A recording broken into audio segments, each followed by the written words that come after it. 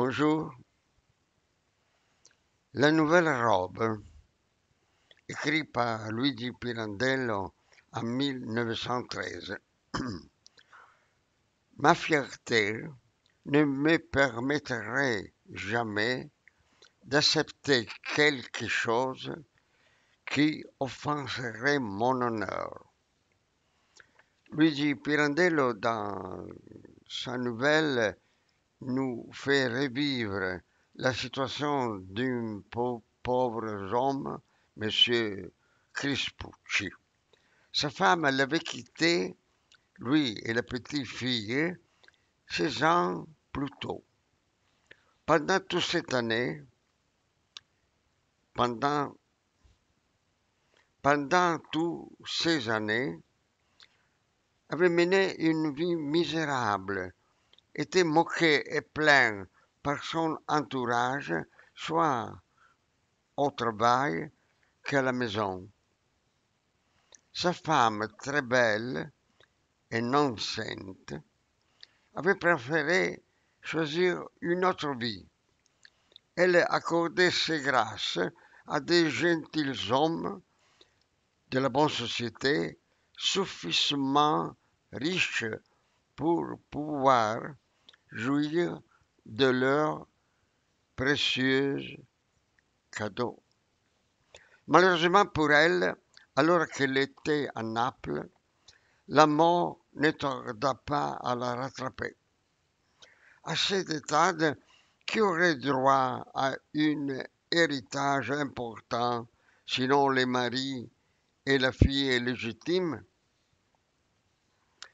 Et là commence le problème.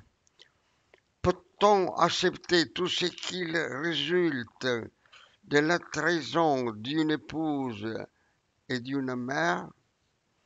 Crispucci sera obligé de choisir entre un héritage de déshonneur et un héritage de fierté, l'orgueil d'une pauvreté honnête. Et voilà l'histoire. La robe qui portait le pauvre Crispucci depuis des années immémoriaux, personne ne pouvait plus la considérait comme quelque chose de superposé à lui, à son corps, quelque chose qui pouvait être modifié. Aux yeux de tout, il était désormais dans sa robe comme un vieux chien errant dans sa fourrure fanée et déchirée. L'avocat Boccanera, son patron, ce jour-là, il lui faisait un discours. Il lui faisait un discours interminable et affectueux. À ce moment-là, devant le bourreau, semblait que Crispucci ne comprenait plus rien. Alors, cher Crispucci, tout est bien considéré, je vous conseille de partir. Il faudra moins 15 jours pour que toute formalité soit accomplie. Et aussi parce que, j'imagine, vous allez tout vendre. Crispucci ouvrit le bas. Crispucci ouvrit le bras, ses yeux bleu pâle, regardant dans la vide. Ainsi, à vue d'œil, la description de l'inventaire nous obvietterons.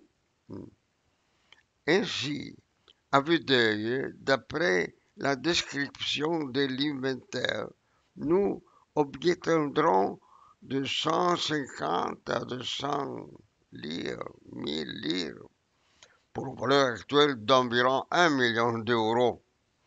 Peut-être plus. Il y a aussi un précieux collier de perles. Quant aux vêtements, vous l'avez compris, votre fille ne pourra certainement pas les porter. Je vous préviens, le prix des diamants a considérablement augmenté.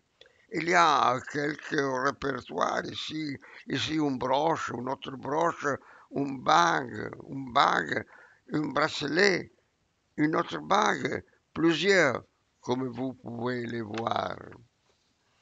Crespucci leva alors la main, un signe qu'il avait envie de parler. Dans les très rares occasions où cela lui arrivait, il donnait ce genre de préavis. Et ce signe de la main était accompagné d'une autre ride d'un visage qui exprimait la difficulté, la douleur d'élever la voix de cet abîme de silence dans lequel son âme s'était enfoncée depuis si longtemps. Pourrais-je, dit-il, avoir l'audace une de ces bagues pour votre femme? Mais non! Qu'en dis-tu, cher Crispucci? A crié l'avocat. Ma femme, une de ces bagues. Excusez-moi, mais non, en fait, je te remercie. Pleurais-tu? Non, cher Crispucci, je ne voulais pas t'offenser. Allez, allez, je sais, je comprends, c'est une chose bien triste pour toi.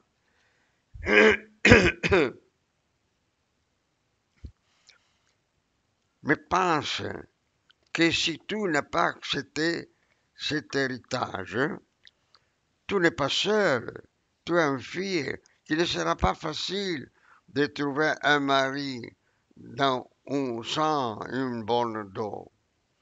Que maintenant, et je le sais, c'est un prix très dur, mais l'argent, c'est de l'argent, cher Crespucci, et je vous fais fermer dans les yeux sur beaucoup de choses. Alors, tu parles demain. Aux autres scribes du bureau, il avait promis, en grignant dedans, aux uns une robe de soie pour sa femme, aux autres un chapeau à plumes pour sa fille, à qui un manchon pour la petite amie. Il voulait que tout le monde, avec lui, soit souillé par cet héritage. À la maison, il ne disait mot ni à sa mère ni à sa fille. D'ailleurs, pendant ces années, à partir du jour de désastre, il n'avait admis aucune conversation qui ne concernât pas les besoins momentanés de la vie. Le lendemain, il partit pour Naples, la laissant non seulement dans l'incertitude la plus angoissante concernant cet héritage, mais aussi dans une grande consternation si, à Dieu ne plaise, il y a commetté quelque grande folie, s'il avait refusé l'héritage. Les femmes du quartier faisant allusion au défunt demandèrent: mais comment se fait qu'elle soit si riche? Beaucoup d'entre eux ont soutenu avec chaleur qu'en fin de compte, non seulement le pauvre Mr. Crispucci ne devait pas être considéré comme fou, mais peut-être même ne pas être blâmé s'il ne voulait qu'aucun de ses vêtements, aucun élément de ses sous-vêtements ne touche sa chair immaculée de sa fille. S'il accepte l'héritage. Tous deux, en secret, dès la première annonce de sa mort, s'étaient rendus chez l'avocate Boccanera, effrayés par la fureur avec laquelle Crispucci avait reçu la nouvelle de cet héritage. Il avait supplié les mains jointes de le persuader de ne pas commettre de folie. Cette pauvre fille n'avait jamais eu un moment de bien depuis sa naissance. Crispucci voulait mettre sur la table un héritage de déshonneur avec un héritage de fierté. la fierté d'une pauvreté honnête. Mais pourquoi peser avec cette balance la fortune qui est tournée sur la pauvre fille? Elle, elle, elle, jusqu'à présent, avait payé avec beaucoup d'amertume les déshonneurs de sa mère. Fallait-il maintenant qu'elle aussi soit sacrifiée à l'orgueil de son père? L'angoisse de ce doute dura une éternité, 18 jours. Pas même une ligne de lettre pendant ces 18 jours. Enfin, un soir, du long escalier, raide et étroit, les deux femmes entendirent une brouhaha frénétique. C'était le porteur de la gare qui transportait parmi des paniers et des malles 11 lourds colis. Crispucci attendit que le porteur ait déposé le chargement dans son appartement du quatrième étage et il est à payer. Quand l'escalier redevint silencieux, il commence à monter lentement. La mère et la fille l'attendaient anxieusement sur le palier, la lampe à la main.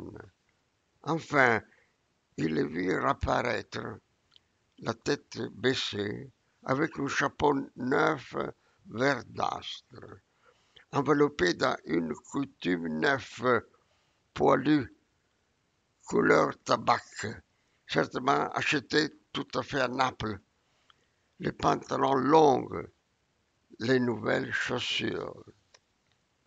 Ni l'une ni l'autre des deux femmes n'osèrent poser une question. Cette robe parlait d'elle-même. Seule sa fille, le voyant se diriger vers sa chambre, lui demande avant de fermer la porte. As-tu dîné, papa? Crispucci, sur le seuil, tournant la tête et avec un nouveau sourire et une nouvelle voix, répondit.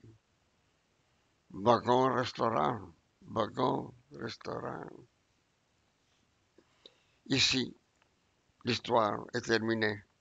À vous d'en tirer vos propres réflexions et conclusions. Excusez encore une fois de mon terrible français. Et voilà, à bientôt. Ciao.